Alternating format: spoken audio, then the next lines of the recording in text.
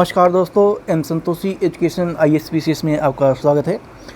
हम दृष्टि का टेस्ट सीरीज देख रहे थे। टेस्ट सीरीज ये पहला है और उस पहला का दूसरा भाग ये है।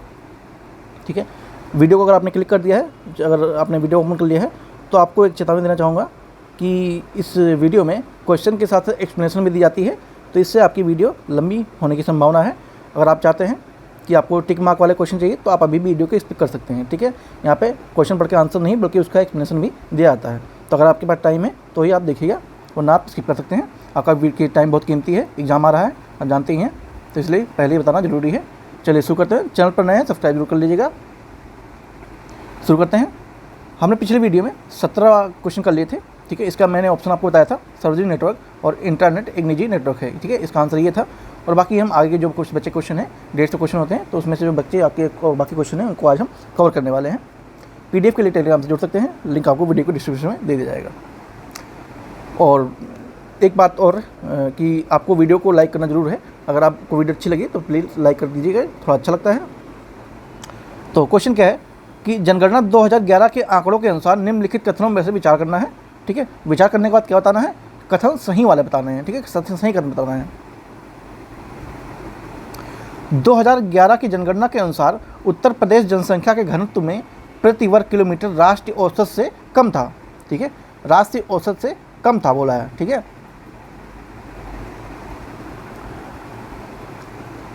2011 की जनगणना के अनुसार 2001 की जनगणना की तुलना में उत्तर प्रदेश में 10 की वृद्धि दर औसत वृद्धि अधिक थी।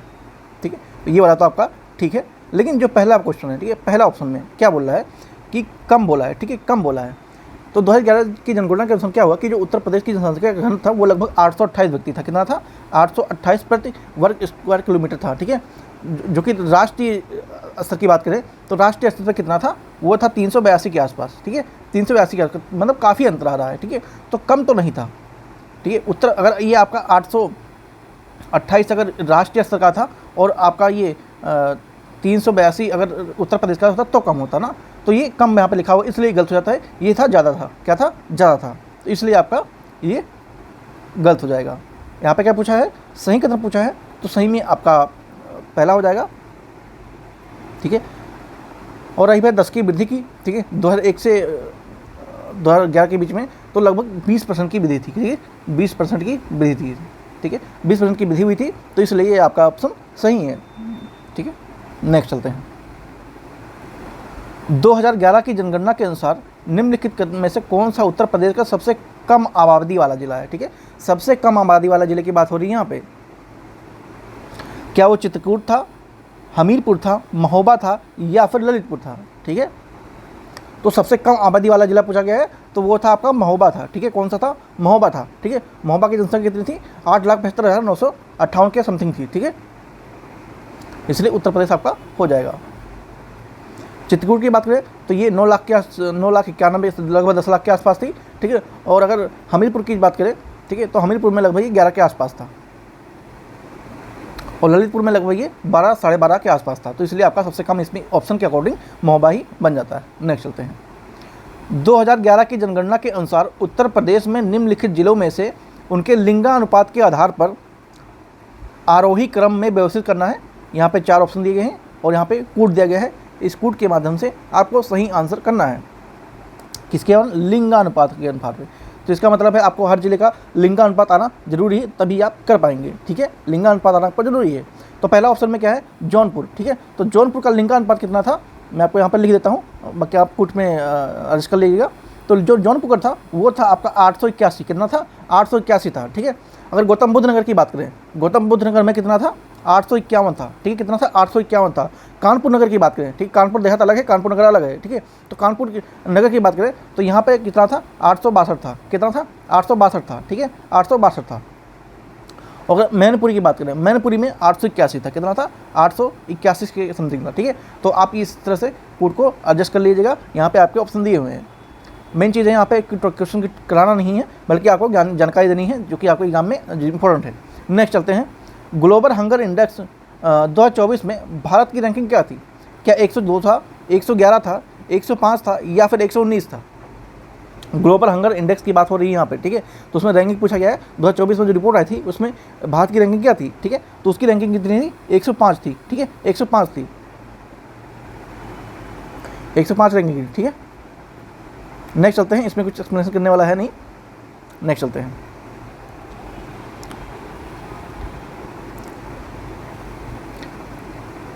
और ये यहाँ पे एक चीज़ जानना जरूरी है कि ग्लोबल हंगर इंडेक्स में कितने देशों को लिया गया था उस समय, तो लिया गया था उसमें 127 देशों को, ठीक है, 127 देशों को लिया गया था। उसमें से भारत की रैंकिंग कितनी आई थी, 105 आई थी, ठीक है। बस इतना इंपॉर्टेंट है। नेक्स्ट चलते हैं।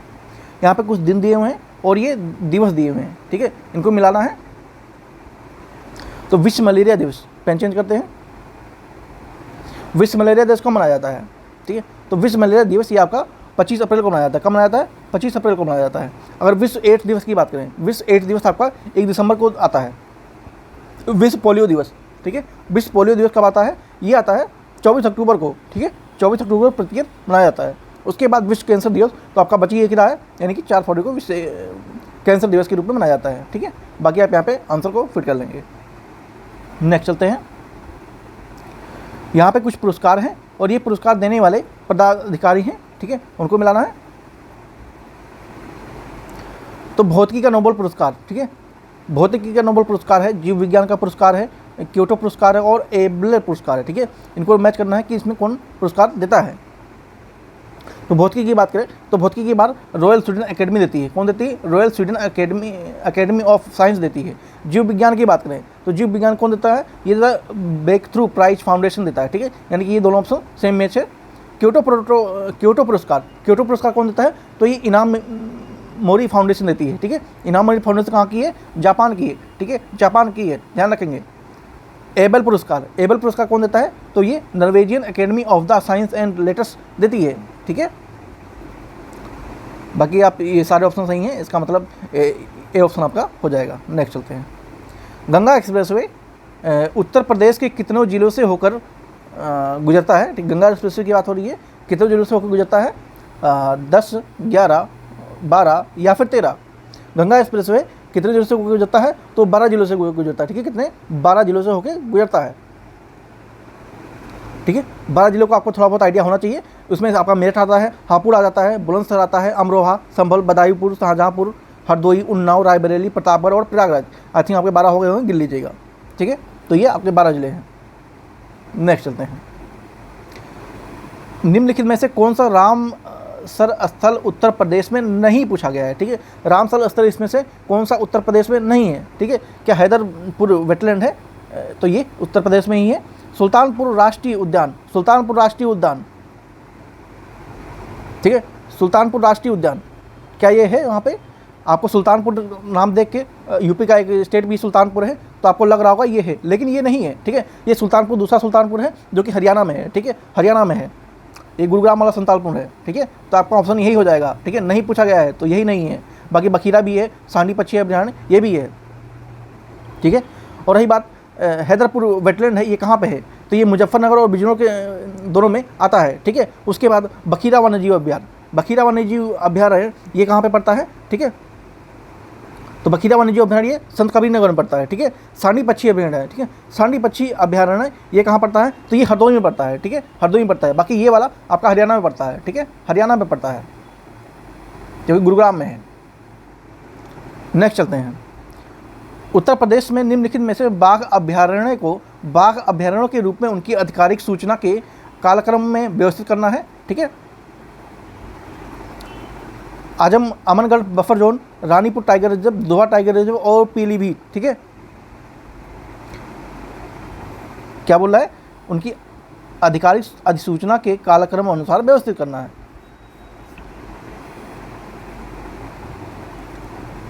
तो अमनगढ़ जो बफर जोन है ये 2012 में घोषित हुआ था। कब हुआ था, 2012 में हुआ था, ठीक है, 2012 में हुआ था,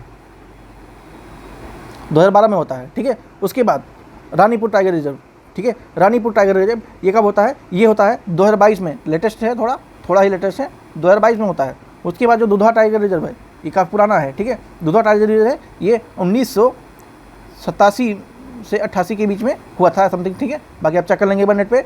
उसके बाद पीलीभीत टाइगर रिजर्व ये 2014 में घोषित हुआ था, ठीक है, 2014 में घोषित हुआ था। बाकी आप मैच कर लेंगे यहाँ पे कौन सा फिट बैठ रहा है। नेक्स्ट चलते हैं। मेला दिया गया है और संबंधित क्षेत्र और स्थान दिया गया है, ठीक है। नौचंदी का मेला, नौचंदी का मेला काफ़ी फेमस मेला है, नौचंदी का मेला, ठीक है।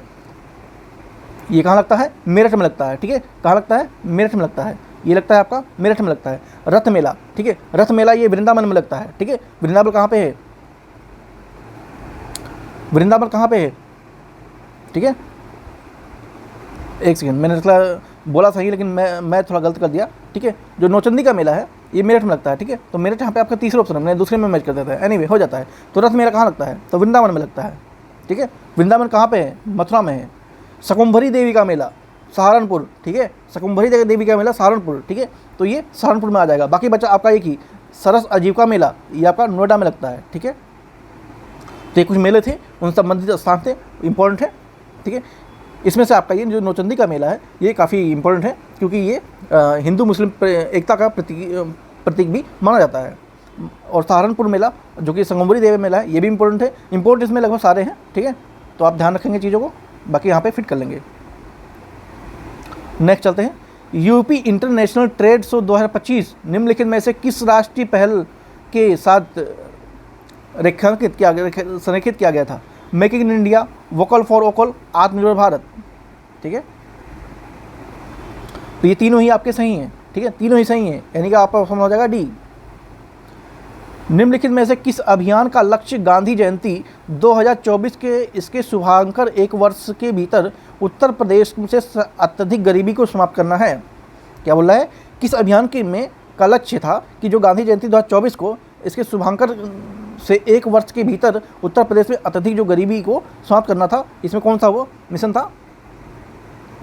ठीक है, मिशन गरीब कल्याण, अंत्योदय गरीब कल्याण, शून्य गरीबी उत्तर प्रदेश, समग्र विकास उत्तर प्रदेश योजना, ठीक है। तो इसमें कौन सा है? शून्य गरीबी, ठीक है, शून्य गरीबी। ये 2024 को गांधी जी की जयंती पे उत्तर प्रदेश सरकार ने शून्य गरीबी अभियान का लॉन्च किया था, ठीक है, ध्यान रखेंगे इस चीज़ को। नेक्स्ट चलते हैं।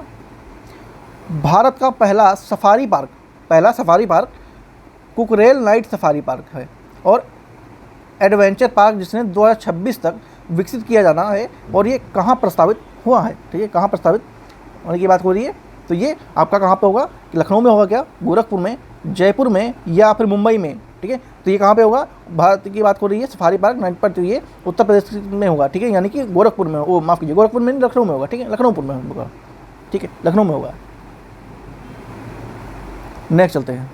इसमें कुछ इतना एक्सप्लेन करने की जरूरत नहीं, बस आपका इंपॉर्टेंट इतना था कहाँ पे है, लखनऊ में है। नेक्स्ट चलते हैं।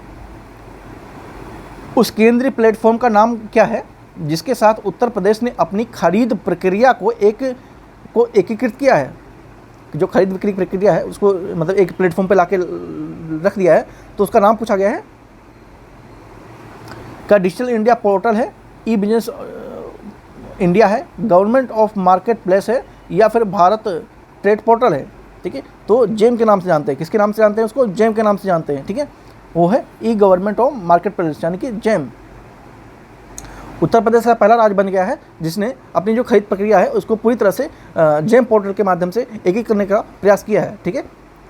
जो जेम पोर्टल भारत सरकार के द्वारा शुरू किया गया था, ठीक है। इसमें क्या होगा कि एक केंद्रीकृत और एक मतलब पारदर्शी तरीके से डिजिटल प्लेटफॉर्म को सबके तक पहुंचाना है और सुविधाओं को आसान करना है, ठीक है। इसमें आपका क्या क्या रहेगा, जैसे कि कोई सामान हो गया या सेवाओं की खरीद हो गई, ठीक है, विभागों के प्रति अपना जो कनेक्टिविटी है उसको आसान बनाना है। नेक्स्ट चलते हैं। प्रवीण कुमार ने पेरिस 2024 पैरा ओलंपिक खेलों में किस स्पर्धा में स्वर्ण पदक जीता था? ठीक है, प्रवीण कुमार की बात हो रही है यहाँ पे, ठीक है, पेरिस ओलंपिक खेलों की बात हो रही है, तो पूछ रहा है स्वर्ण पदक जीता था, तो किस खेल में जीता था? लंबी कूद में, शॉर्ट पुट में, ऊंची कूद में, या फिर भाला फेंक जेवलिन थ्रो में? तो जेवलिन थ्रो तो आप जानते हैं ये तो नहीं है, ठीक है, और इसमें क्या है, ये है ऊंची कूद में उन्होंने जीता था स्वर्ण पदक। कुजनेट वक्र क्या दर्शाता है? ठीक है, कुजनेट वक्र क्या दर्शाता है? ठीक है, कुजनेट वक्र क्या दर्शाता है? क्या अर्थव्यवस्था में मुद्रास्फीति और बेरोजगारी को बीच संबंध को दर्शाता है? आय समानता और आर्थिक विकास के बीच संबंध दर्शाता है? आय विकास और पर्यावरण गिरावट के बीच व्यापक संबंध दिखाता है, व्यापार बंद दिखाता है, या राजकोषीय घाटे के संबंध में जीडीपी वृद्धि का प्रतिफल दिखाता है, माफ कीजिए प्रतिरूप दिखाता है। ठीक है, तो जो कुजेट वक्र है ये साइमन कुजेट द्वारा प्रस्तावित किया गया था। ठीक है, कुजेट वक्र जनरली क्या होता है, आय में असमानता और आर्थिक विकास के बीच संबंध को दिखाता है। ठीक है, क्या दिखाता है, आय में समानता और आर्थिक विकास के बीच संबंध को दिखाता है। ठीक है, तो आय में समानता यहाँ पे किस ऑप्शन में है, वो आपका इसी में दिख रहा है, आय में समानता और आर्थिक विकास के संबंध। ठीक है, तो आपका ऑप्शन हो जाएगा बी। ठीक है, नेक्स्ट चलते हैं। गरीबी और साझा समृद्धि रिपोर्ट कौन प्रकाशित करता है? गरीबी और साझा समृद्धि रिपोर्ट कौन प्रकाशित करता है? क्या यूएनडीपी करता है, यानी कि संयुक्त राष्ट्र विकास कार्यक्रम, WEF करता है यानी कि वर्ल्ड इकोनॉमिक फोरम, या फिर वर्ल्ड बैंक करता है, या फिर इंटरनेशनल मॉनेटरी फंड करता है यानी कि अंतर्राष्ट्रीय मुद्रा कोष करता है। ठीक है, तो गरीबी साझा समृद्धि रिपोर्ट कौन प्रकाशित करता है? तो ये पड़ता है आपका विश्व बैंक यानी कि वर्ल्ड बैंक करता है। ठीक है, वर्ल्ड बैंक करता है। नेक्स्ट चलते हैं, जहाँ पे एक्सप्लेनेशन की जरूरत है मैं वहीं पे कर रहा हूँ। ठीक है, अब इसमें क्या एक्सप्लेनेशन करना है, इसमें तो ऐसा कुछ है नहीं एक्सप्लेन करने के लिए, और सबसे मेन बात है कि आपको एग्जाम में आना है, वही एक्सप्लेनेशन करना है। ठीक है, तो इसलिए चिंता छोड़ दीजिए, जो जरूरी है मैं बताता आपको चल रहा हूँ।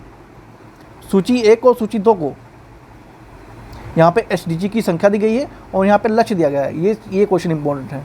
ठीक है, ये क्वेश्चन इंपॉर्टेंट है, इसको ध्यान रखना जरूरी है। आप इसको अगर एक बार देख लेंगे, दोबारा भी देखेंगे, या फिर आप नोट्स बनाते चलिए, ज़्यादा बेटर है। ठीक है, तो SDG 1, 4, 7 और 13 इन तीनों को पूछा गया है, इसमें क्या क्या लक्ष्य रखा गया है। तो पहले थोड़ी जानकारी इसके लिए जरूरी है जानना आपके, जो SDG है, सस्टेनेबल डेवलपमेंट गोल्स है, उसमें आपके 17 लक्ष्य रखे गए हैं। ठीक है, 17 लक्ष्य रखे गए हैं, और इसमें ऐसा सुनिश्चित किया गया कि 2030 तक इसको हासिल कर लिया जाएगा। ठीक है, और इसमें लगभग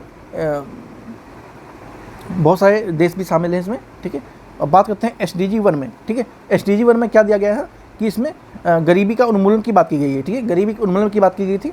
इसमें ऐसा बोला कि कोई भी गरीब नहीं रहेगा। ठीक है, हर जगह पे जो गरीब है उनके सभी रूपों को समाप्त करना इसमें लक्ष्य रखा गया है। ठीक है, तो गरीबी इसमें से कहाँ समाप्ति नहीं पूछा गया, गरीबी की समाप्ति नहीं, क्या बोले, गरीबी की समाप्ति नहीं पूछा गया है। गरीब की समाप्ति नहीं, एक सेकेंड,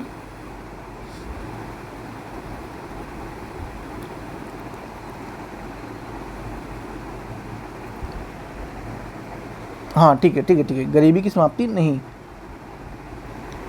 कोई भी गरीब नहीं रहेगा। ठीक है, हाँ ठीक है, गरीब की समाप्ति, ये थोड़ा शायद फ्रेम में गलती हो गई है, तो इसका आंसर वैसे ये होगा, लेकिन ये कुछ मिस्टेक हो गया आई थिंक, एनीवे हो जाता है, गरीबी की समाप्ति होगा यहाँ पे। ठीक है, नहीं होगा। उसके बाद SDG 4 की बात करें तो इसमें शिक्षा की बात की गई है, गुणवत्तापूर्ण शिक्षा देने की बात की गई है। ठीक है, सभी के लिए समावेशी विकास और गुणवत्ता वाली शिक्षा के इसमें सुनिश्चित करने का लक्ष्य रखा गया है। ठीक है, तो शिक्षा वाला इसमें कहाँ पे, गुणवत्तापूर्ण शिक्षा। ठीक है, तो 2 का आपका, बी का आपका 4 आ जाएगा। उसके बाद SDG 17 माफ कीजिए 7। ठीक है, 7 में क्या है, प्रदूषण मुक्त की बात की गई है। ठीक है, प्रदूषण मुक्त की बात की गई थी इसमें, SDG 7 में प्रदूषण मुक्त की बात की, जिसमें कहा गया कि सबको अच्छी ऊर्जा और सस्ती चीज़ें मिलेंगी। ठीक है, जिसमें अस्थायी और आधुनिक जो चीज़ें हैं उनको सबको सुनिश्चित करना पड़ेगा, पहुंचाना पड़ेगा। ठीक है, तो इसके लिए क्या है, जलवायु की कार्रवाई की बात की गई थी। ठीक है, इसमें किफ़ायती अच्छी स्वच्छ ऊर्जा की बात की गई है। ठीक है, ऊर्जा की बात की गई यहाँ पे ऑप्शन है। ठीक है, ये थोड़ा ऑप्शन एक जैसे में लिख लें लिखने में, तो वही थोड़ा ऑप्शन सही राइट आपका ये होगा, किफ़ायती और स्वच्छ ऊर्जा। उसके बाद SDG 13। ठीक है, जिसमें आपका एक ही ऑप्शन बचा है, जलवायु की कार्रवाई। ठीक है, तो इसमें जलवायु की बात की गई है। ठीक है, जलवायु परिवर्तन से निपटने के लिए इसमें बात किया गया है। तो कुल 17 लक्ष्य रखे गए थे इसमें से। ठीक है, बाकी नेक्स्ट चलते हैं, बाकी यहाँ पे आप फ्रेम कर लेंगे। भारत में भूमि सुधारों के संबंध में निम्नलिखित में से कौन सा कथन सही है? क्या बोला है, भूमि सुधारों की बात हो रही है कहाँ पे, इंडिया में। ठीक है, इसमें से सही विकल्प को चयन करना है। क्या करना है, सही विकल्प को चयन करना है। स्वतंत्रता के समय भारत का लगभग 50% से अधिक भूमि क्षेत्र जमींदारी प्रथा के अधीन था। ठीक है, आप लोग जानते हैं स्वतंत्रता जब मिली थी उसके पहले जमींदारी व्यवस्था काफ़ी प्रचलित थी, और बहुत सारी चीज़ें जमींदारों के पास, ज़मीनें बहुत सारी अधिग्रहण में थी। ठीक है, तो हो सकता है 50% से अधिक भूमि जमींदारों के पास रही होगी। जी, उसके बाद क्या बोला दूसरे ऑप्शन में, भूमि अर्जन, पुनर्वास और पुनर्स्थापना में उचित प्रतिकार और पारदर्शिता अधिकार अधिनियम 2013 के तहत ग्रामीण क्षेत्रों में भूमि के बाजार मूल्य से 4 गुना तक प्रतिकार देने का अनिवार्य है। ठीक है, ये बोल रहा है जनरली कि जो भूमि का अधिग्रहण होता है गवर्नमेंट के द्वारा, ठीक है, भूमि का जो अधिग्रहण गवर्नमेंट के द्वारा होता है तो उस पर कितना भूमि देने की, ये तो इसमें क्या था कि जो गांव में है उसको जो भूमि का जो वास्तविक गवर्नमेंट मूल्य है उसके 4 गुना देंगे, और जो शहरों में है उसमें क्या होगा कि उसमें आपको 2 गुना मूल्य देंगे। जैसे कि आपकी मान लीजिए 10,000 आपका शहर वाले का मूल्य है तो इसमें आपको 20,000 दिया जाएगा। ठीक है, और यही अगर विलेज की बात करें तो विलेज में मान लीजिए 10,000 है तो यहाँ पे आपको 40,000 देने का प्रावधान किया गया था।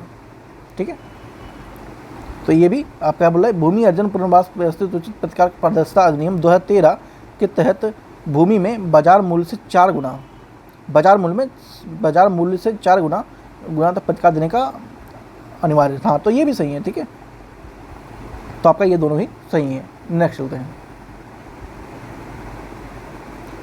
नीचे दिए गए कथनों एक अभिकथन ए और कारण और कथन को देखना है।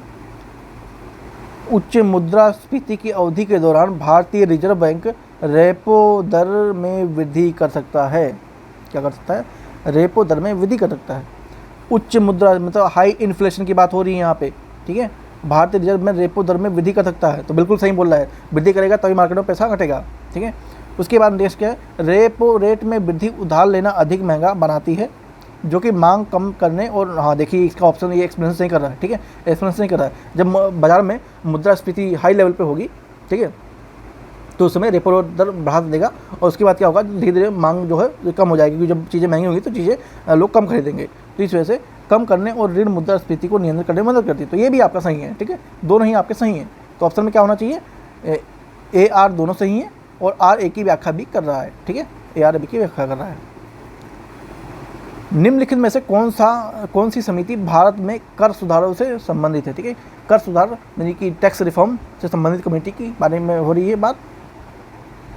रंगराजन समिति, केलकर समिति, बिस्मल जलान समिति या फिर नरसिंह समिति। ठीक है, तो टैक्स रिफॉर्म से संबंधित कौन सी समिति है, तो वो आपको केलकर समिति है। ठीक है, केलकर समिति है।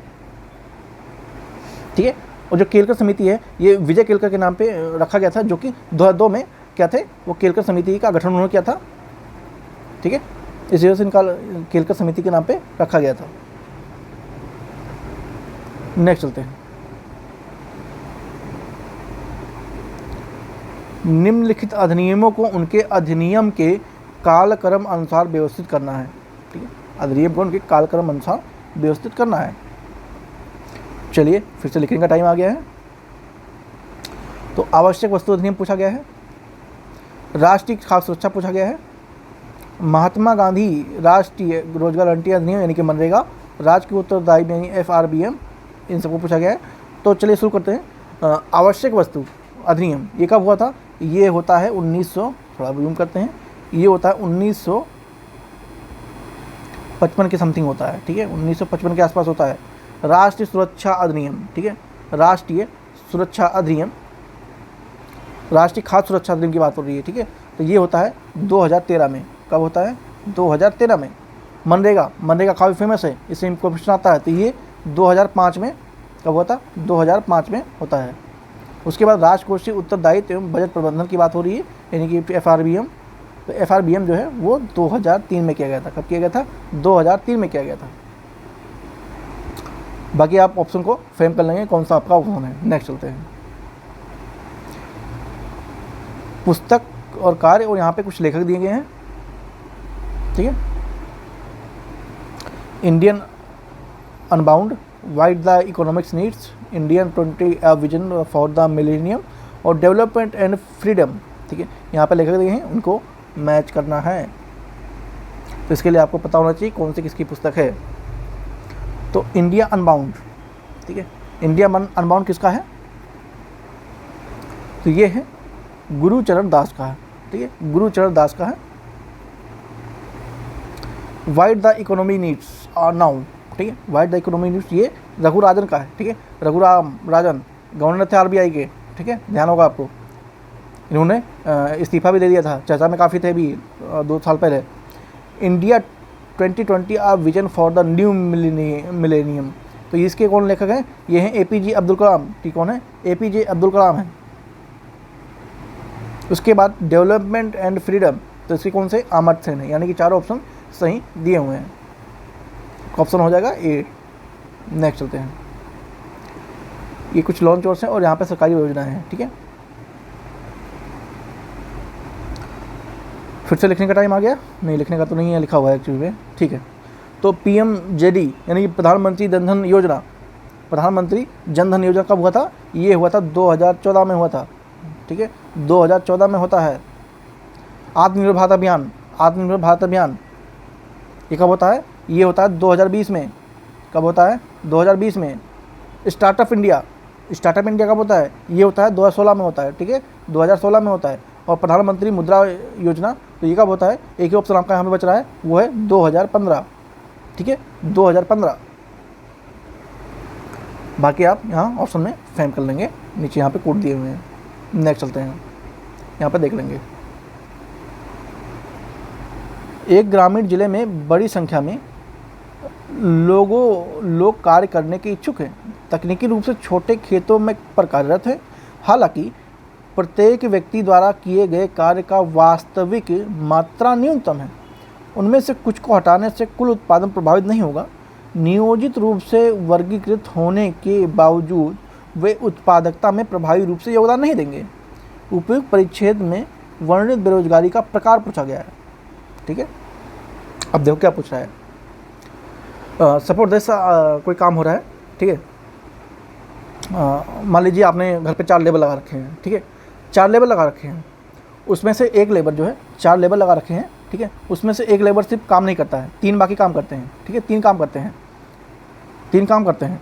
तो वही पूछ रहा है कि इसमें कुछ को हटाने से, मान लीजिए 4 लेबर काम करते हैं, उसमें से आपने एक को हटा दिया, जो काम नहीं करता उसको हटा दिया, तो क्या जो टोटल जो वर्क है उस पर प्रभाव पड़ेगा? क्या नहीं पड़ेगा, काम तो उतना ही हो रहा है। तो वही यहाँ पूछ रहा है कि किस प्रकार की बेरोजगारी है। ठीक है, किस प्रकार की बेरोजगारी है? तो ये प्रच्छन्न बेरोजगारी है। ठीक है, प्रच्छन्न बेरोजगारी है।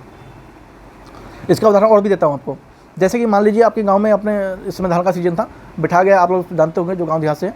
ठीक है, तो वहाँ पे कई सारे लेबर काम करते हैं। ठीक है, किसी के क्षेत्र में कई सारे लेबर काम करते हैं, धान बिठाने के लिए कई लोग आए हैं। और वहाँ पे 10 लेबर आए हैं, उसमें से 2 लेबर काम नहीं कर रहे हैं, बल्कि 8 कर रहे हैं। अगर 2 लेबर को हटाया जाए तो क्या धान की जो बिठाई की जो प्रोडक्टिविटी है, यानी कि जो इतना बैठा जाता है एक दिन में, वो इतने प्रभाव पड़ेगा? नहीं पड़ेगा। तो इसी को कहते हैं प्रच्छन्न बेरोजगारी, यानी कि छिपी हुई बेरोजगारी। ठीक है, छिपी हुई बेरोजगारी। तो यही इसे हमें बता रहा था। आई होप आप लोग समझ आ गया होगा, नहीं होगा तो कमेंट में बताइएगा। नेक्स्ट चलते हैं।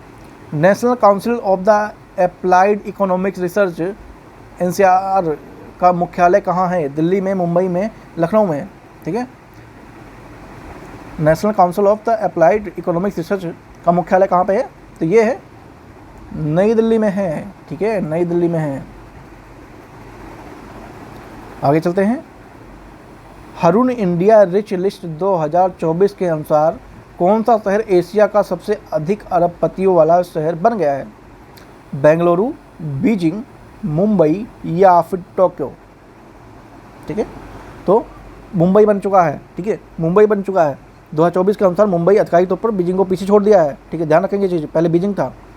ठीक है, एशिया के अरबपतियों की राजधानी के रूप में उभर रहा है मुंबई अब, ध्यान रखिए इस चीज़ को। नेक्स्ट चलते हैं। और रही बात एक चीज़ और बताना चाहूँगा, तो मुंबई में लगभग 58 अरबपति हैं। ठीक है, कितने हैं? 58 अरबपति हैं। ये चीज़ को ध्यान रखने वाली बात थी।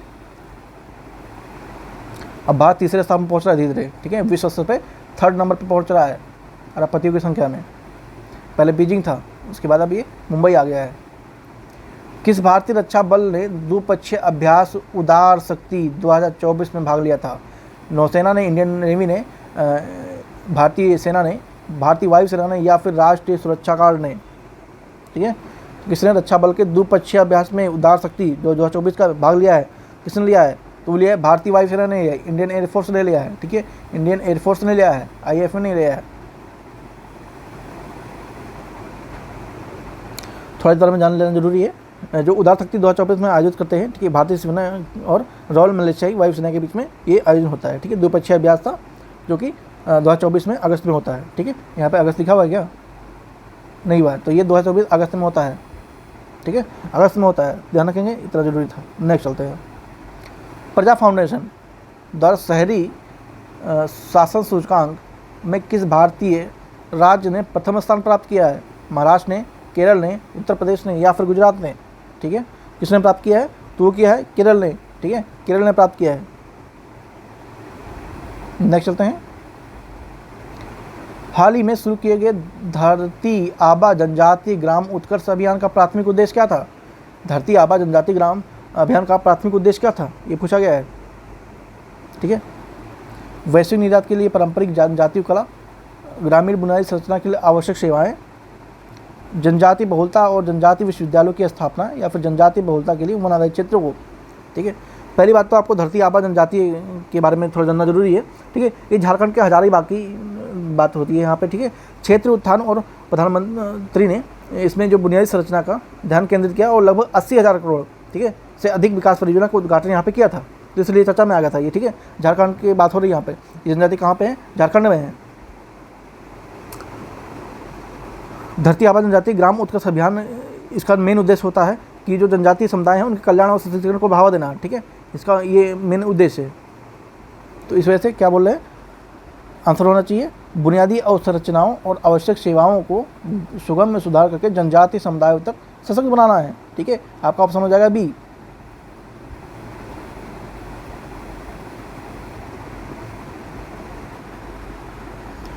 कृषि सखी अभिसरण कार्यक्रम KSCP के संदर्भ में निम्न कथन पर विचार करना है और उसके बाद विचार करने के बाद आपको सही कथन बताना है। ठीक है, चलिए विचार करते हैं। इसका उद्देश्य ग्रामीण महिलाओं को कृषि सखियों के रूप में प्रशिक्षित करके सशक्त बनाना है। इसमें पैरा एक्सटेंशन वर्कर्स के रूप में कृषि सखियों का प्रमाणन और उन्हें कृषि के आवश्यक ज्ञान प्रदान करना है। ठीक है, नाम से पता लग रहा है कृषि सखी। ठीक है, कृषि सखी, तो सखी बनाना यानी कि महिलाओं की बात हो रही है यहाँ पे। ठीक है, तो ये वाला ऑप्शन आपका बिल्कुल सही है। उसके बाद उन्हें कृषि सखियों को प्रमाणन और उन्हें ज्ञान की प्राप्ति आवश्यक ज्ञान प्रदान करना, ये भी सही है। ठीक है, थोड़ा इसके बारे में जानकारी होना जरूरी है। तो कृषि सखी अभियान या एक परिवर्तनकारी पहल थी भारत सरकार की, जिसमें ग्रामीण जो महिलाएं हैं उनको कृषि सखी के रूप में नामांकित करके उसके बाद उनको सामुदायिक रूप से उनको कृषि संसाधन में उनको जानकारी और प्रशिक्षण प्रदान करना उद्देश्य था। ठीक है, और जो ये कृषि सखी अभियान कार्यक्रम है, इसमें महिलाओं को कृषि कौशल और ज्ञान से उनको ज्ञान देना और साथ में जो पैरा एक्सटेंशन वर्कर्स के रूप में उनको सेवा के लिए सक्षम बनाना, उनको प्रशिक्षण देने की बात उसमें कही गई थी। ठीक है, विशेषकर महिला, इसमें जो कृषि योजना है इसमें जो ग्रामीण महिलाएं हैं विशेषकर उन महिलाओं को इसमें मध्यस्थ के रूप में लेने की बात कही जा रही थी। और इस कार्यक्रम के तहत जो प्रशिक्षण होता है उसमें लखपति दीदी कार्यक्रम लक्ष्य के साथ इसको सृजन करने का बात भी कही गई। लखपति दीदी अभी यूपी सरकार की एक योजना भी थी। ठीक है, तो ये दोनों ही आपके सही हैं, यानी कि विमर्श करने के बाद, विचार करने के बाद इसमें ऑप्शन आया बी। ठीक है, विचार किया जाए, क्वेश्चन में लिखा हो विचार किया जाए, तो हमने विचार कर लिया, इसमें दोनों ऑप्शन आपके सही हैं। नेक्स्ट चलते हैं, विजेता श्रेणी। ठीक है, विजेता और श्रेणी की बात हो रही है। साहित्य, भौतिकी, चिकित्सा, रसायन विज्ञान, 4 का पूछा गया है। ठीक है,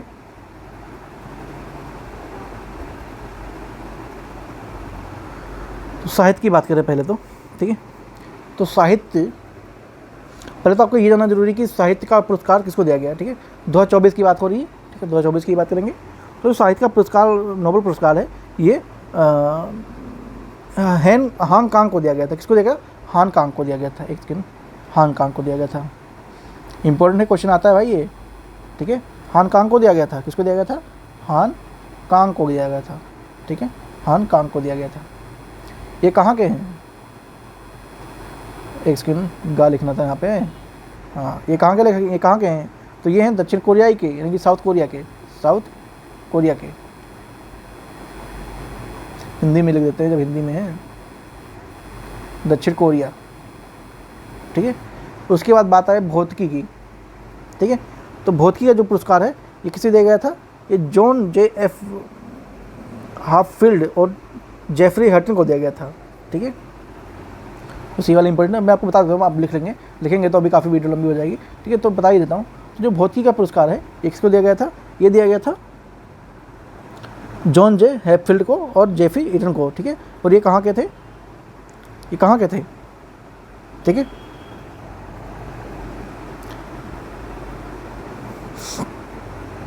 तो ये कहाँ के थे, कमेंट में बताएंगे आप, ठीक है। नेक्स्ट चलते हैं चिकित्सा के क्षेत्र में, ठीक है। चिकित्सा के क्षेत्र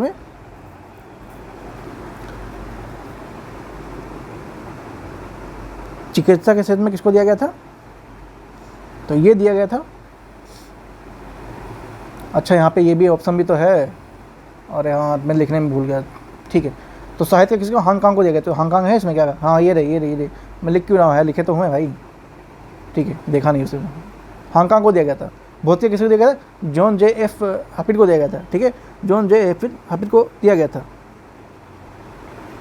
और चिकित्सा किसको दिया गया था, विक्टर एम्ब्रोस को दिया गया था, किसको, विक्टर एम्ब्रोस को। रसायन विज्ञान का डेविड बेकर को दिया गया था। 2024 की बात हो रही है, ठीक है, बाकी आप मैनेज कर लेंगे। साहित्य वाला इंपॉर्टेंट है, कुछ ज़्यादा ही इंपॉर्टेंट है, ध्यान रखेंगे चीज़ को, ठीक है। ये क्वेश्चन पूछा जाता है, भौतिकी भी इंपॉर्टेंट है वैसे, लेकिन साहित्य ज़्यादा इंपॉर्टेंट है, बाकी मैच कर लेंगे इधर। नेक्स्ट चलते हैं, सांस्कृतिक पहल राइट विलेज हाल ही में किस भारतीय राज्य ने शुरू किया था, हिमाचल प्रदेश ने, उत्तराखंड ने, उत्तर प्रदेश ने, या फिर सिक्किम ने, ठीक है। तो सांस्कृतिक पहल, ठीक है, संस्कृति के लिए भारत में कौन सा राज्य फेमस है, संस्कृति, जैसे भारत का जो सांस्कृतिक केंद्र है वो क्या है, तो वो है उत्तराखंड, ठीक है। तो उत्तराखंड राज्य सरकार ने शुरू किया था, किसने किया था, उत्तराखंड राइटर्स विलेज, ठीक है। सांस्कृतिक पहल की बात हुई कभी भी तो हाई चांस होता है कि उत्तराखंड की बात उसमें आएगी जरूर, ठीक है। तो ये है उत्तराखंड, देवभूमि कहते हैं इसे, ठीक है। हाल ही में भारत के पहले संविधान संग्रहालय का उद्घाटन कहाँ किया गया था, हाल में भारत के पहले संविधान संग्रहालय की बात पूछ रहे हैं, कहाँ पे किया गया था, तो ये किया गया था सोनीपत में, ठीक है। सोनीपत में किया गया था, ओपी जिंदल ग्लोबल यूनिवर्सिटी में, ठीक है। वैसे तो आपका जगह ही पूछेगा, लेकिन आपको पूछ ले तो सोनीपत से मुझे याद था, सोनीपत में आपका ये ऑप्शन दिया हुआ है, तो ये आपका आंसर होगा, ठीक है। नेक्स्ट चलते हैं, और इसका ध्यान रखेंगे, जो इसका उदाहरण किसने किया था, इस ओम बिरला ने किया था, ठीक है। ओम बिरला कौन थे, लोकसभा अध्यक्ष है, ठीक है, उसने कितना किया था। नेक्स्ट चलते हैं, निम्नलिखित में से G20 शिखर सम्मेलन में उनके संबंधित मेजबान देशों को सम्मिलित करना है। इधर मेजबान देश हैं, और ये जो G20 शिखर सम्मेलन था, काफ़ी लंबा पूछ लिया है भाई, 2021 से 24 लगातार पूछ लिया है, कोई नहीं, क्वेश्चन है, आ सकता है कुछ भी, लेकिन इतना टफ नहीं आएगा वैसे, इसकी चिंता मत कीजिए, ठीक है। तो 2021 की बात करें तो ये कहाँ हुआ था, रोम में हुआ था, ठीक है। रोम तो उस समय नहीं है, तो रोम कहाँ पे है, इटली में है रोम, ठीक है। रोम कहाँ पे है, इटली में है। उसके बाद 2022 वाला कहाँ पे हुआ था, तो ये इंडोनेशिया में हुआ था, तो इंडोनेशिया ऑप्शन तो यहाँ पे दिया हुआ है। उसके बाद 2023 की बात करें तो ये कहाँ हुआ था, ये हुआ था नई दिल्ली में, और नई दिल्ली कहाँ पे है, भारत में है, ठीक है। तो ऐसा ही पूछ सकता है। उसके बाद 2024 एक ही बच रहा है, ब्राज़ील, ठीक है। और ब्राज़ील में भी अगर हुआ तो कहाँ हुआ था, तो ये रियो डी जेनेरियो में हुआ था, कहाँ हुआ था, रियो डी जेनेरियो में हुआ था, ठीक है। ध्यान रखेंगे इस चीज़ को, बाकी यहाँ पे आप फ्रेम कर सकते हैं। नेक्स्ट चलते हैं,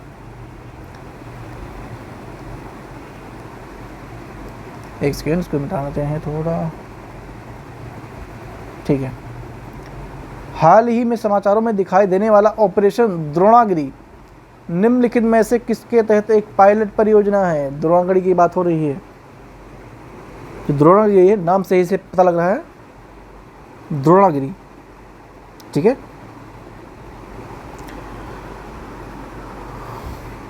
तो ये क्या था, डिजिटल इंडिया कार्यक्रम था क्या, नहीं था। राष्ट्रीय दशरथ नीति थी, ये भी नहीं था। मेक इन इंडिया के पहल 2024 जो 14 नहीं था, ये भी।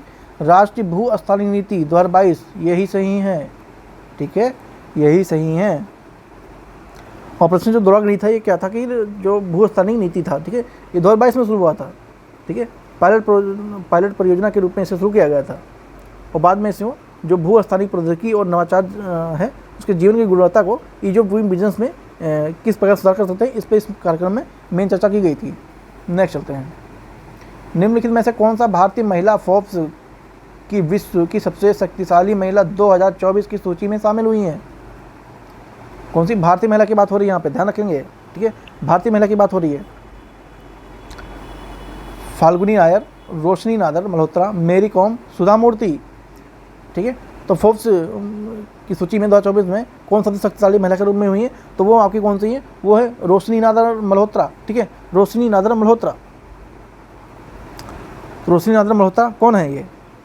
ये HCL टेक्नोलॉजी की चेयरपर्सन है, ठीक है। कौन है? HCL टेक्नोलॉजी की चेयरपर्सन है, ठीक है।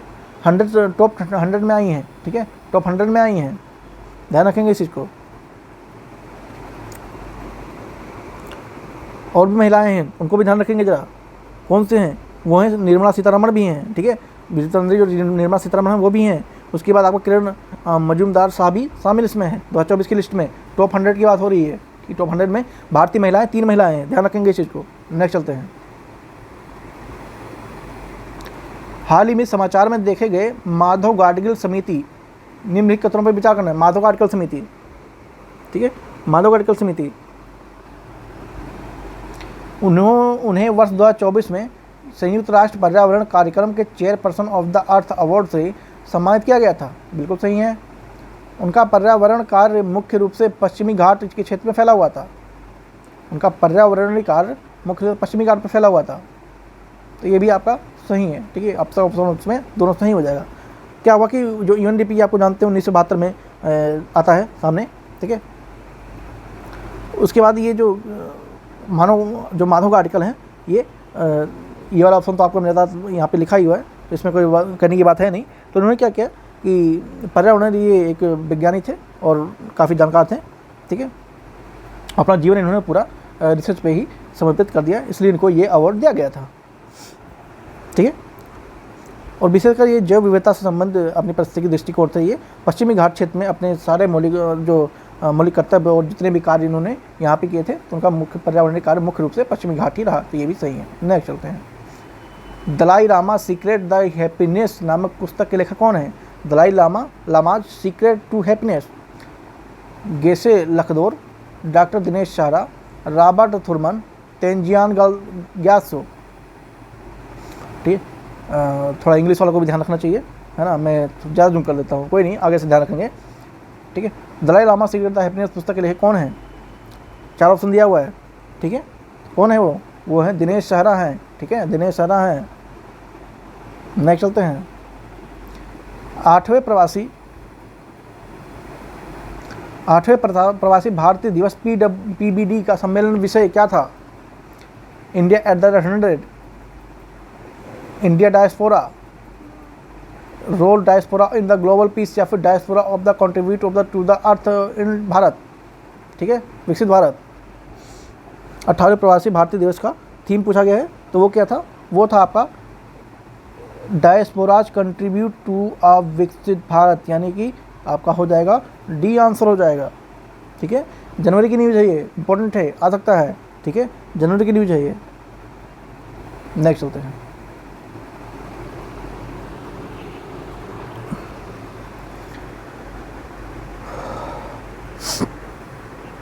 निम्नलिखित में से किस संगठन ने भारत में पुलिस आधुनिकीकरण पहल के हिस्से के रूप में भारत पोल पोर्टल विकसित किया है? केंद्रीय अन्वेषण ब्यूरो ने, पुलिस अनुसंधान और विकास ब्यूरो ने, इंडियन पुलिस फाउंडेशन ने, या फिर सूचना ब्यूरो ने, यानी कि इंटेलिजेंट ब्यूरो। हिंदी में समझ ना आए तो इंग्लिश में देख लेंगे, इंटेलिजेंट ब्यूरो है यहाँ पे, यहाँ से सूचना ब्यूरो लिख रखा है, पता नहीं क्या, ठीक है। तो ये बच्चा देखेगा तो समझ नहीं आएगा किसकी बात हो रही है। जब भी समझना है इंग्लिश की तरफ रुक कीजिएगा, समझे चीज़ें समझ में आ जाएंगी, ठीक है। अब ऐसा कोई करता है क्या? सूचना ब्यूरो पहले कभी मैंने खुद नहीं सुना है, दूसरे को मैं क्या बोलूँ। एनीवे, ठीक है, चलो हम तो अपने क्वेश्चन की तरफ चलते हैं। तो ये करता है central bureau of the investigation, ठीक है, यानी कि CBI, ठीक है, CBI करता है। CBI ने लॉन्च किया था, ठीक है, भारत पोर्टल लॉन्च विकसित किया है। नेक्स्ट चलते हैं। निम्नलिखित में से कौन सा देश जुलाई 2025 में आगामी ब्रिक्स सम्मेलन में मेजबानी करने वाला है? क्या वो दक्षिण कोरिया है, दक्षिण अफ्रीका है, भारत है, चीन है, या फिर ब्राज़ील है, ठीक है। तो वो कौन है? वो है ब्राज़ील है, ठीक है, ब्राज़ील है। निम्नलिखित में से किस शहर में अंतर्राष्ट्रीय पक्षी महोत्सव 2025 की मेजबानी करेगा? ठीक है, बनारस, लखनऊ, प्रयागराज या फिर बरेली। ठीक है, तो कौन करेगा? बरेली करेगा। अंतर्राष्ट्रीय पक्षी महोत्सव 2025 जो कि फरवरी में होता है। ठीक है, नहीं बरेली में क्या होता है भाई? बरेली कोई सवाल नहीं होता, ये प्रयागराज में होगा। ठीक है, प्रयागराज में होगा, वही तो मैं सोचूँ प्रयागराज में होगा। ठीक है, महाकुंभ समारोह आयोजित हुआ था, वहीं पे ये हुआ था। ठीक है, प्रयागराज में हुआ था। नेक्स्ट चलते हैं। भारत के बायोपॉलीमर संयंत्र की आधारशिला निम्नलिखित में से किस जिले में रखी गई थी? कानपुर में, जबलपुर में, लखीमपुर में या फिर लखनऊ में? ठीक है, तो ये लखीमपुर में रखी गई थी। किसकी? भारत बायोपॉलीमर संयंत्र की आधारशिला किसने रखी थी? योगी आदित्यनाथ ने रखी थी। कहाँ पर रखी थी? लखीमपुर में। लखीमपुर में भी कहाँ? कुंभी गाँव में रखी थी। ठीक है, ध्यान रखेंगे, फरवरी की ये भी न्यूज़ है, करंट अफेयर में था ये। आपको करंट अफेयर देखेंगे तो पता होगा आपको, फरवरी में की न्यूज़ है। योगी आदित्यनाथ ने लखीमपुर के कुंभी गांव में बायोपॉलीमर संयंत्र की स्थापना की है या आधारशिला रखी है। ठीक है, ध्यान रखेंगे। गांव भी पूछ सकता है आपका, कुंभी गांव। ठीक है, कौन सा गांव? कुंभी गांव। निम्नलिखित में से किस प्राकृतिक स्थल को हाल ही में न्यूजीलैंड की संसद द्वारा कानूनी व्यक्तित्व लीगल पर्सनहुड का प्रदान किया गया है? तोपे झील को, तारानाकी मेगा को, फियोर्डलैंड राष्ट्रीय उद्यान को या फिर माउंट कुक को? ठीक है, तो किसको दिया गया है? ये दिया गया है तारानाकी मेगा को। किसको? तारानाकी मेगा को।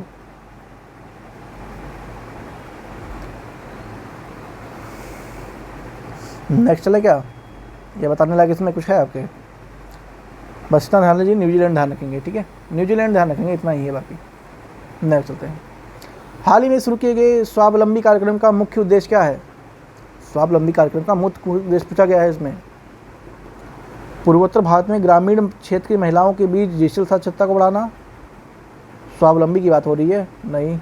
भारतीय राज्यों में कपड़े उद्योग की व्यावसायिक प्रशिक्षण? नहीं। विनिर्माण क्षेत्र में महिला IT स्नातकों को 100% नहीं। पूर्वोत्तर भारत में उच्च शिक्षा संस्थानों में महिलाओं को सशक्त बनाना है। ठीक है, तो ये दोनों ही ऑप्शन होने चाहिए, और इसमें से आपका अधिकतर राइट आंसर कौन सा है? महिलाओं को सशक्त बनाना है। किसमें? उच्च शिक्षा में। ठीक है, उच्च शिक्षा में। यहाँ पे सिर्फ ग्रामीण परिवेश की बात हो रही है, यहाँ पे पूरे महिलाओं की बात हो रही है पूर्वोत्तर भारत की। ठीक है, तो ये ऑप्शन आपका ज़्यादा सूट करेगा।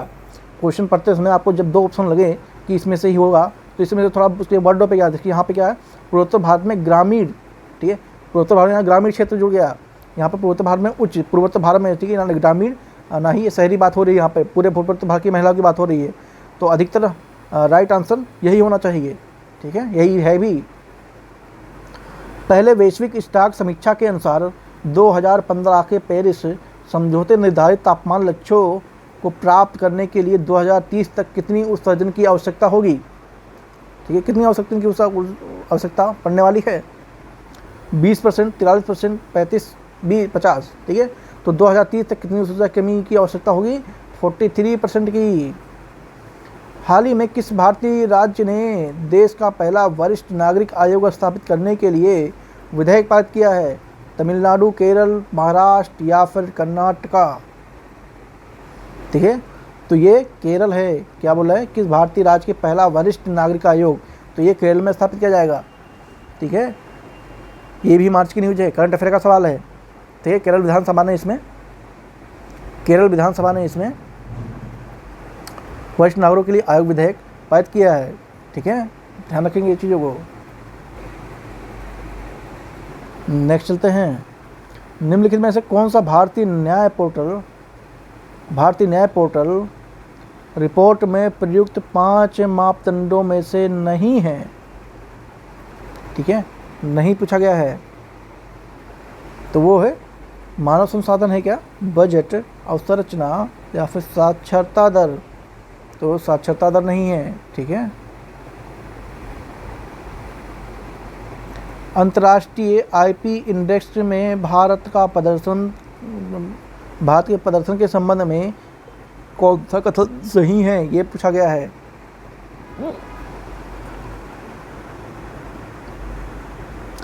भारत की रैंकिंग पिछले वर्ष की तुलना में अपवर्तित रही है। अपवर्तित रही है, क्या बोला? India's ranking reminded unchanged from the previous year. दूसरा क्या बोला है? India score has shown other downward trend since 2022। वर्ष 2022 में भारत सरकार का स्कोर में गिरावट देखी गई है।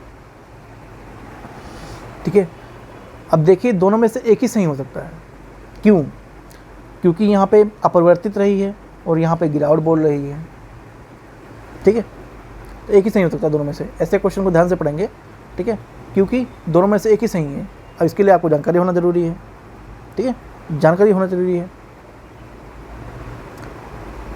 तो थोड़ा जानकारी लेना ज़रूरी है। तो बता देते हैं आपको।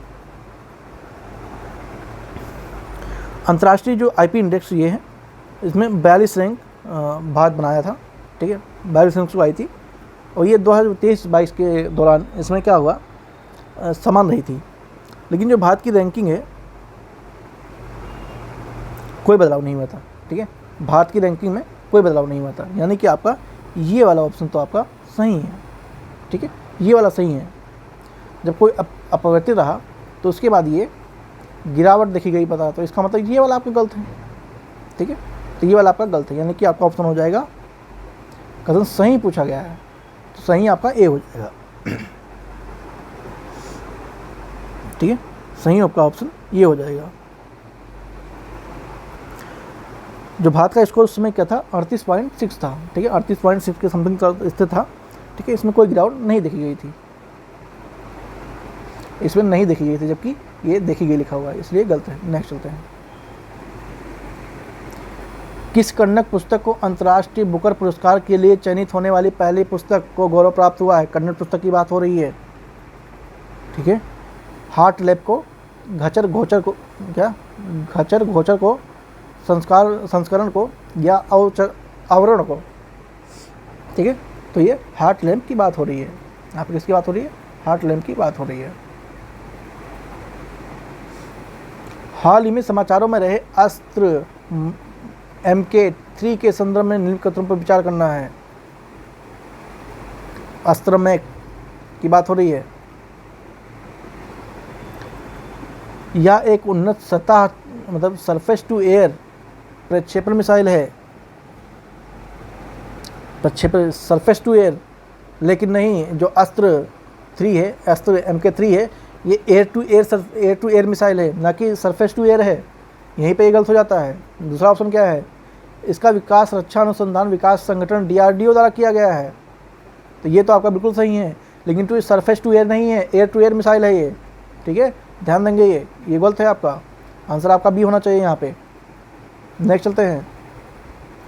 खाद्य श्रृंखला के संदर्भ में निम्नलिखित में से कौन सा कथन सही नहीं है? सही नहीं है पूछा गया है। खाद्य श्रृंखला में ऊर्जा का प्रवाह सदैव एक दिशा में होता है। खाद्य श्रृंखला में ऊर्जा का प्रवाह सदैव एक दिशा में होता है, बिल्कुल सही है। सभी खाद्य श्रृंखलाएं शाकाहारियों से प्रारंभ होती है जो प्राथमिक उत्पादक होते हैं। जरूरी नहीं है शाकाहारी से प्रारंभ हुई है, मांसाहारी से भी हो सकता है। ठीक है, तो ये वाला ऑप्शन आपका गलत हो जाएगा, तो यही सही नहीं है। आंसर आपका बी हो जाएगा। दूसरा और भी ऑप्शन देख लेते हैं फिलहाल। प्रत्येक पोषण स्तर पर ऊर्जा की हानि के कारण खाद्य श्रृंखला में समानता छोटी होती है, बिल्कुल सही है। शीर्ष मांसाहारी समानता खाद्य जल फूड वेब के अंत में होता है, बिल्कुल सही है। तो आपका ऑप्शन यहाँ पे भी हो जाएगा। जरूरी नहीं कि शाकाहारी सही शुरू हो। इसमें क्या होता है, थोड़ा जानकारी जरूरी है। जो शाकाहारी है वो प्राथमिक उत्पादन नहीं होता है, वो प्रारंभिक उपभोक्ता होता है। ठीक है, प्रारंभिक उपभोक्ता होता है, जैसे कि हरित पादप शैवाल वगैरह ये सब हो गए। ठीक है, तो इसलिए आपका गलत है। नेक्स्ट चलते हैं। बायोस्फीयर रिजर्व और राज्य की बात हो रही है। बायोस्फीयर रिजर्व और बात की बात हो रही है। जब ये वाले क्वेश्चन आते हैं तो मुझे काफ़ी अच्छा लगता है, ऐसे क्वेश्चन जब मिलते हैं।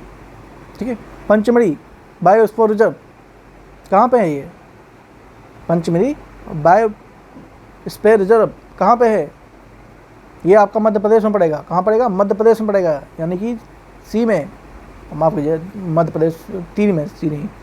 उसके बाद ग्रेट निकोबार। ठीक है, ग्रेट निकोबार कहाँ पड़ेगा? सामने दिख रहा है अंडमान निकोबार। यहीं पड़ेगा, नॉर्मल सी बात है।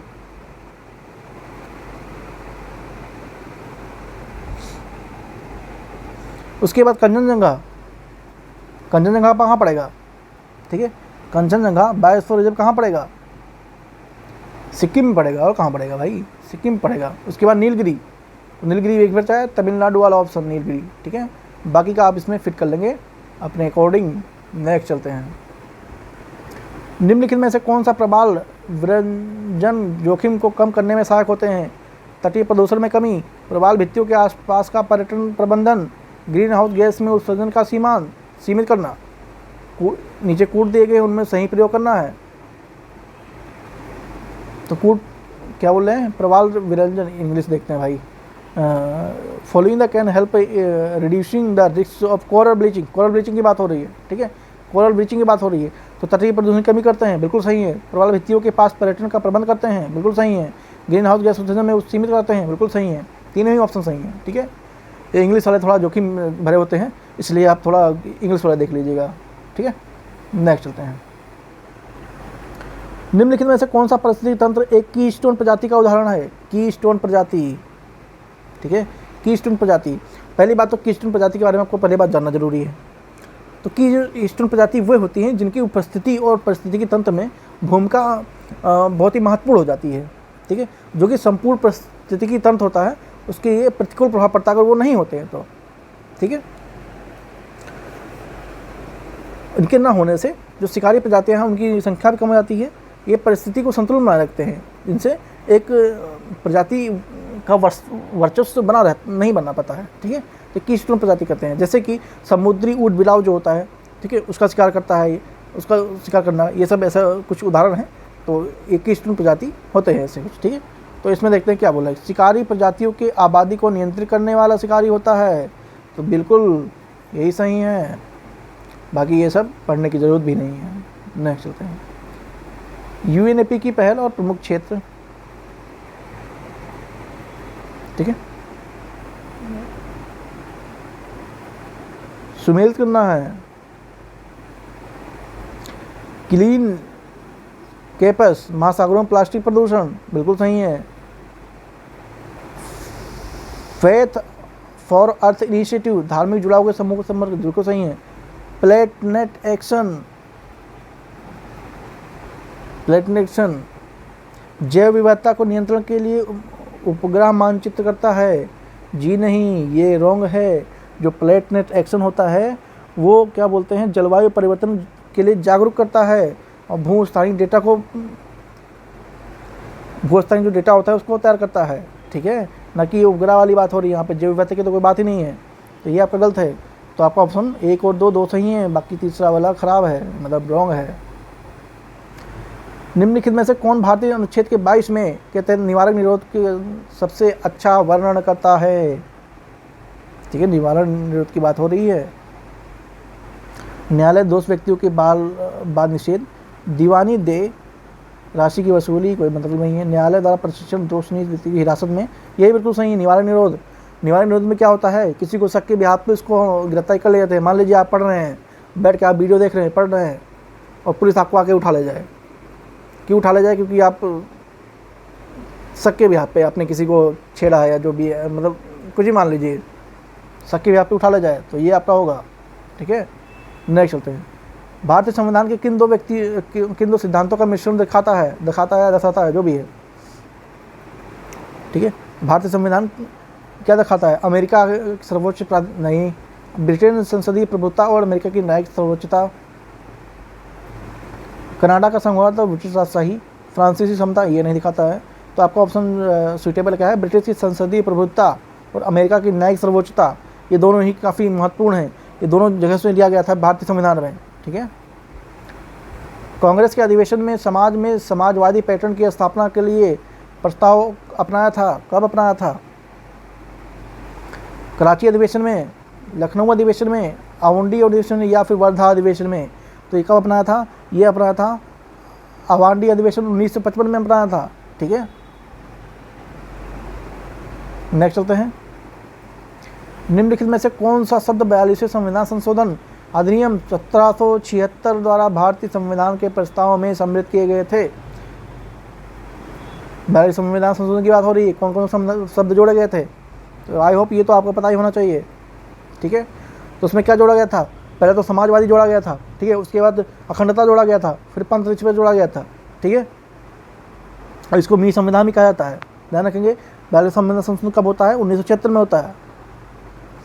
तो यहाँ पे कौन से ऑप्शन में है, समाजवादी, पंथनिरपेक्ष, अखंडता। हाँ, पहले भी मिल गया, पहले भी मिल गया, बाकी इन तीनों को पढ़ने को मतलब बनता नहीं है। नेक्स्ट चलते हैं। संपत्ति के अधिकार के संदर्भ में निम्नलिखित में से कौन सा कथन 44वें संविधान संशोधन के बाद सही है। संपत्ति की बात हो रही है।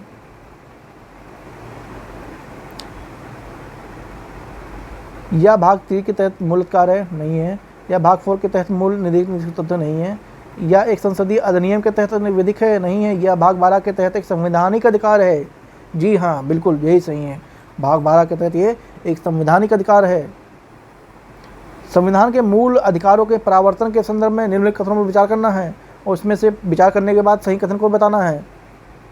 विचार करने के बाद सही कथन को भी बताना है। अनुच्छेद 32 स्वयं एक मूल अधिकार है। अनुच्छेद 32 एक स्वयं एक मूल अधिकार है, तो बिल्कुल जी हाँ, डॉक्टर भीमराव अम्बेडकर ने इसको संविधान की आत्मा कहा था। उच्च न्यायालय के केवल मूल अधिकारों के लिए रिट जारी कर सकते हैं, बिल्कुल कर सकते हैं। सर्वोच्च न्यायालय को अनुच्छेद 32 के अंतर्गत मूल अधिकार प्राप्त है। जी नहीं, सर्वोच्च न्यायालय को तो बिल्कुल नहीं प्राप्त है। ठीक है, सर्वोच्च न्यायालय को बिल्कुल नहीं प्राप्त है। नहीं, यहाँ पे कुछ तो गड़बड़ हुआ है भाई।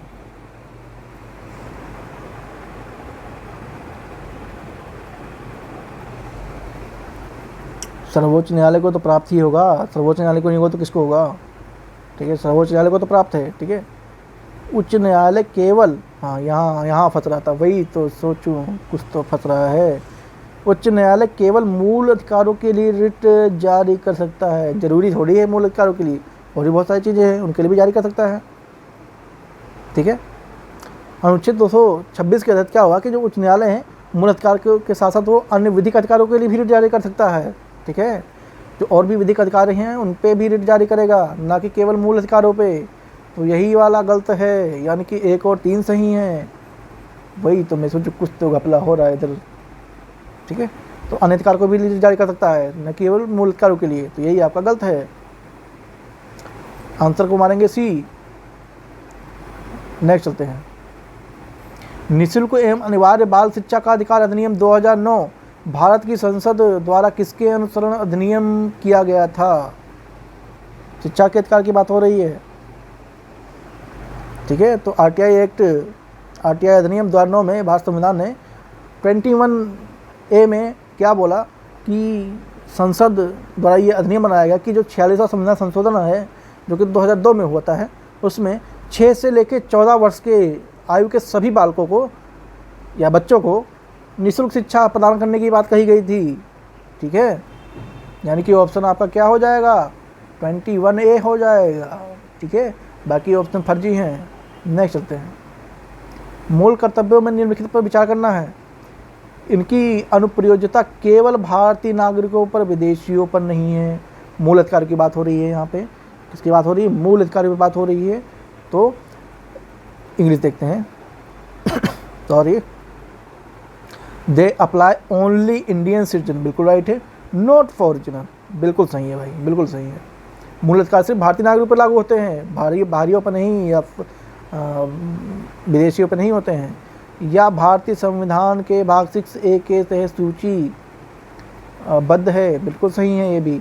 मूल रूप से 10 मूल कर्तव्य को भारतीय संविधान में किया गया था। ठीक है, मूल रूप से 10 कर्तव्य को शामिल किया गया था, लेकिन अगर अभी की बात करें तो अभी की बात 11 हैं। 11 मूल कर्तव्य हैं। कितने हैं, 11 हैं। यहाँ पे ध्यान देंगे, मूल की बात हो रही है, यानी कि जब सबसे पहले हुआ था तब की बात हो रही है, तो यहाँ पे 10 ही आएगा। ठीक है, 10 आएगा, 11 आ जाएगा तो कब कट जाएगा, कैंसिल हो जाएगा। ठीक है, तो वर्तमान में 11 हैं। 11वां कब जोड़ा गया, 46 संविधान संशोधन में जोड़ा गया था। ध्यान रखेंगे, और 46वां संशोधन कब हुआ था? ये हुआ था 2002 में हुआ था, ठीक है। 2002 में 46वां संविधान संशोधन हुआ था। इसमें आपका एक कर्तव्य जोड़ा गया था और तो हो गए थे 11, ठीक है। कौन सा कर्तव्य जोड़ा गया था कमेंट में बताएंगे, आपका 11वां कौन सा है, ठीक है। तो इस तरह से आपके ऑप्शन हो जाएंगे, तीनों ही सही हैं। नेक्स्ट चलते हैं। राज्य के नीति निर्देशक सिद्धांत के संबंध में कौन सा कथन सही नहीं है? डीपीएसपी की बात हो रही है यहाँ पे, directive principle of state policy, ठीक है। डीपीएसपी की बात हो रही है, सही नहीं पूछा गया है। इसमें से कौन सा गलत पूछा गया जनरली ये है, ठीक है। ये राज्य के सामाजिक आर्थिक लक्ष्यों को दर्शाते हैं, जी हाँ बिल्कुल। ये विशेषकृत परिस्थितियों में न्यायालयों द्वारा अपवर्तनीय रहते हैं। विशेषकृत परिस्थिति की बात हो रही है, इसको हम बात में रखेंगे। इसका प्रयोग मूल अधिकारों की व्याख्या के लिए किया जा सकता है, बिल्कुल किया जा सकता है। ये न्यायालय में के निर्णयों के अनुसार संविधान की मूल संरचना का हिस्सा है, जी हाँ बिल्कुल है, ठीक है।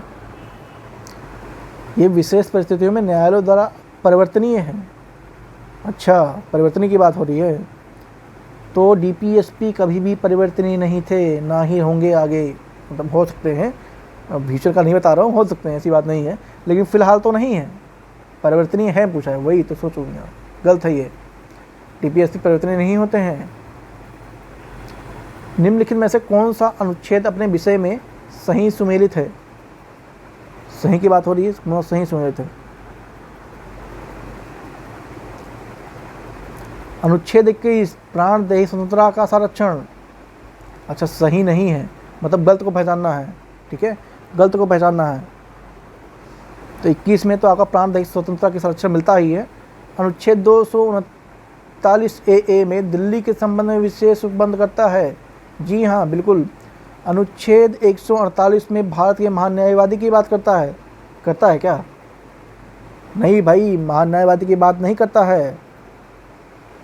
अनुच्छेद 148 की बात करता है, महान न्यायवादी की नहीं बात करता है। एक कैग की बात करता है, यानी कि भारतीय के नियंत्रण महालेखक परीक्षक की बात करता है। न्यायवादी एक वकील होता है, ठीक है, भारतीय वकील मतलब सरकार का वकील होता है, और जो कैग होता है वो सरकार का वकील नहीं होता है। तो यही वाला ऑप्शन आपका गलत है, ठीक है। यहाँ पे क्या आएगा? यहाँ पे आएगा कैग, आएगा CAG, कैग, ठीक है। तो यही वाला आपका सही है, मतलब गलत पूछा है ना, तो इसलिए सही है। अनुच्छेद 164 ये राज्य के महामंत्री परिषद की बात करता है, बिल्कुल जी हाँ करता है। नेक्स्ट चलते हैं। आई होप आप लोगों को वीडियो अच्छी लग रही होगी, तो सब्सक्राइब जरूर कर लीजिएगा, लाइक करना ना भूलें, लाइक कंपल्सरी है। प्रधानमंत्री त्याग पत्र देने के लिए मंत्रिपरिषद का क्या बोले? प्रधानमंत्री द्वारा त्याग पत्र देने पर मंत्रिपरिषद का क्या होता है? अच्छा, क्या होता है ये बताना है, तो बता देते हैं। उसमें क्या है? यह तब तक जारी रहती है जब तक नए प्रधानमंत्री का चयन नहीं होता है। ऐसा होता है क्या? नहीं भाई, ऐसा नहीं होता है। यह संभवतः भंग हो जाती है, जी हाँ बिल्कुल। जब प्रधानमंत्री त्याग पत्र देने मंत्रिपरिषद के पास जाता है तो क्या होता है? ये खुद ही भंग हो जाती है। यही आपका राइट आंसर है। और ये भारतीय संविधान 75 के अनुसार दिया गया है कि अगर मंत्रिपरिषद सामूहिक रूप से लोकसभा में अपने प्रति उत्तरदायी सरकार जो होती है उसकी अध्यक्षता प्रधानमंत्री करेगा, ठीक है। लेकिन अगर प्रधानमंत्री त्याग पत्र अथवा उसकी मृत्यु होने के बाद संपूर्ण मंत्रिपरिषद खुद ही समाप्त हो जाती है, ठीक है। ये एक प्रावधान दिया गया है आर्टिकल 75 के अंतर्गत, ठीक है। और उसके बाद फिर से नए प्रधानमंत्री के चुनाव होगा। जो भारत का राष्ट्रपति है वो नए प्रधानमंत्री की नियुक्ति कर सकेगा, ठीक है। तो ये स्वतः ही भंग हो जाती है। आर्टिकल 75 में दिया गया है, आप जाकर देख लेंगे, सर्च कर लेंगे गूगल पे, आजकल तो आम बात है। नेक्स्ट चलते हैं। संसद के किसी भी सदन में भारतीय राष्ट्रपति के खिलाफ महाभियोग पेश करने से पहले कम से कम कितने सदस्यों द्वारा हस्ताक्षरित नोटिस की आवश्यकता होगी?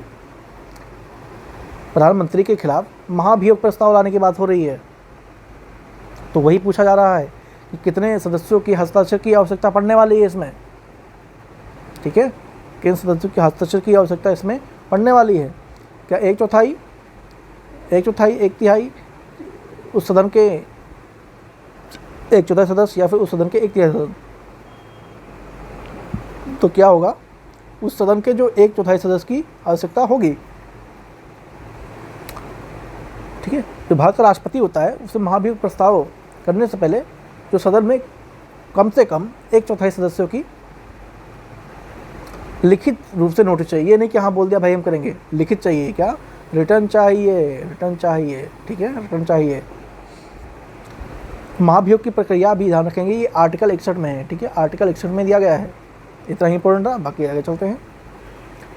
निम्नलिखित पर विचार करना है, कर लेते हैं विचार। उसके बाद विचार करने के बाद क्या बोल रहे हैं? कौन सा राज्यपाल के संवैधानिक कर्तव्य हैं? कर्तव्य पूछा गया है। अच्छा, कर्तव्य की बात हो रही है। राज्य विधेयकों को स्वीकृति देना, राज्य के विधेयकों को स्वीकृति देना, बिल्कुल राज्यपाल की बात हो रही है। संवैधानिक विफलता पर राष्ट्रपति को रिपोर्ट भेजना, संवैधानिक विफलता पर राष्ट्रपति को रिपोर्ट भेजना, बिल्कुल राज्यपाल को बिठाया किस लिए है? इसलिए बिठाया है।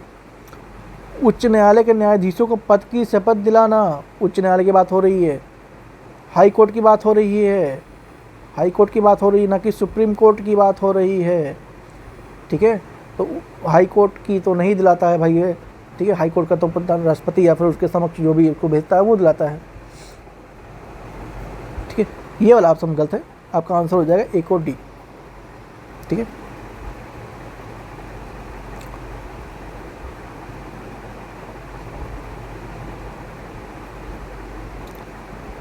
और न्यायाधीशों की बात कर रहा है तो उस पर थोड़ा जानकारी लेना जरूरी है। जो उच्च न्यायालय के न्यायाधीश होता है उसकी पद शपथ राज्यपाल क्यों दिलाएगा भाई? वो नहीं दिलाता है। उसकी शपथ कौन दिलाता है? वो दिलाता है उच्च न्यायालय के मुख्य न्यायाधीश वगैरह दिलाते हैं। ठीक है,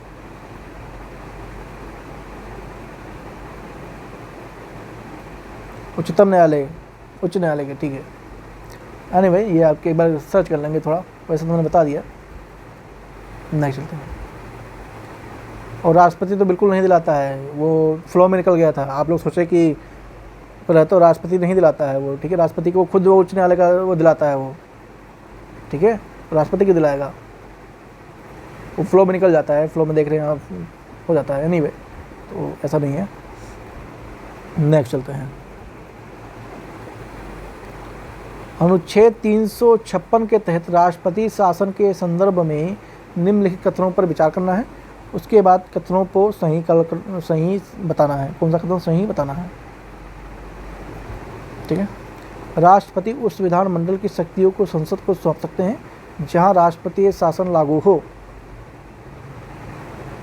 जी हाँ, बिल्कुल सौंप सकते हैं। अनुच्छेद 356 के अंतर्गत राष्ट्रपति की घोषणा के लिए 2 महीने के भीतर संसदीय अनुमोदन की आवश्यकता होती है। जी बिल्कुल, 60 दिन के अंदर संसदीय अनुमोदन की आवश्यकता होती है।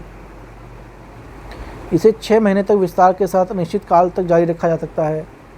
6 महीने के विस्तार के साथ, ठीक है, 6 महीने के अनिश्चित कालीन तक जारी रखा जाता है। ठीक है, जी नहीं, ऐसा तो बिल्कुल नहीं है, क्योंकि जब एक बार मंजूरी मिल जाती है उसके बाद जो राष्ट्रपति शासन है वो 6 महीने तक तो रहता ही है। ये तो सही है, यहाँ तक 6 महीने तक रहता है। लेकिन जो विस्तार लिखा हुआ है, ठीक है, इसे विस्तार नहीं किया जाता, इसे अनिश्चित काल के लिए नहीं की, लेकिन अधिकतम 3 वर्षों के लिए। ठीक है, 3 वर्ष लिमिटेड है। ठीक है, 3 ईयर्स है, 3 साल से ज़्यादा नहीं बढ़ाया जा सकता। ठीक है, तो ये अनिश्चित नहीं है, अनलिमिटेड नहीं है, 3 ईयर्स है। 3 ईयर्स यानी कि आपका ऑप्शन हो जाएगा 1 और 2।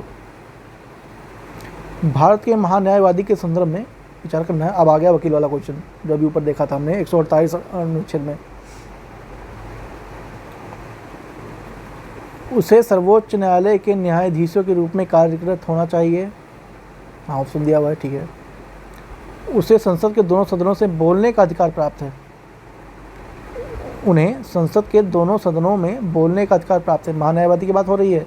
जी हाँ, बोल सकता है वो, वोट नहीं दे सकता है, लेकिन ठीक है बोल सकता है, मतलब बोल सकते हैं या फिर वोट नहीं दे सकते महान्यायवादी। पहले में क्या, उन्हें उच्च न्यायालय